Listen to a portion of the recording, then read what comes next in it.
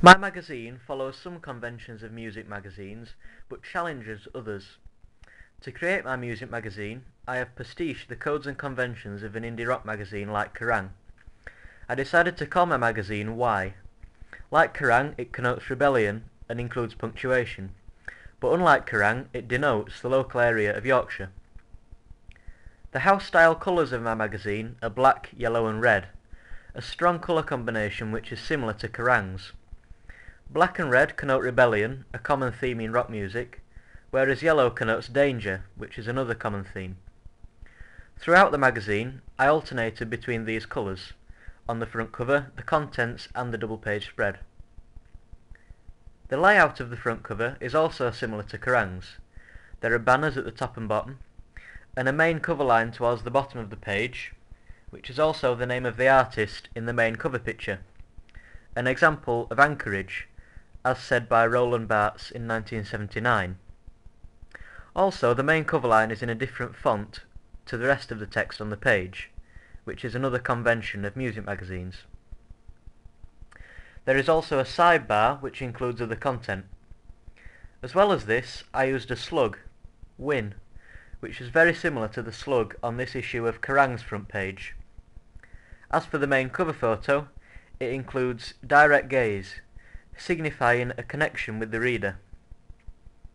On the contents page, there's a subscription box and an editorial, as well as a main photo and a smaller one, similar to Kerrang's! Contents. There are also different sections relating to the different parts of the magazine, such as news, reviews, features and so on. On the double-page spread, there's pull quotes, a drop capital, page numbers, with the name of the magazine next to them, and a slug in the top left corner of the spread, feature in this case. These are all common conventions of music magazine features.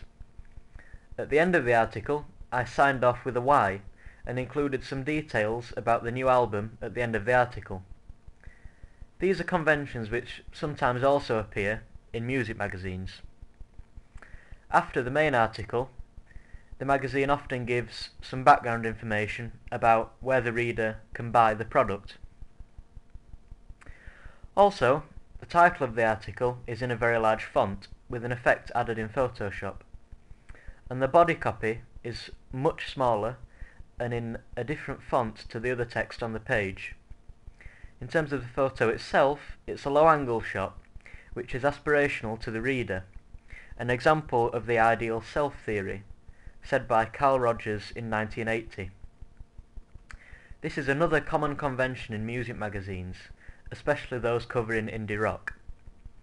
However, although this magazine does follow the codes and conventions of indie rock magazines through the text, the layout and the photos, it also challenges the conventions of indie rock magazines in one way, because this magazine is targeted at a local rather than a national audience, even though the music it covers is mainstream, which makes this magazine much different to one like NME or Kerrang! For example.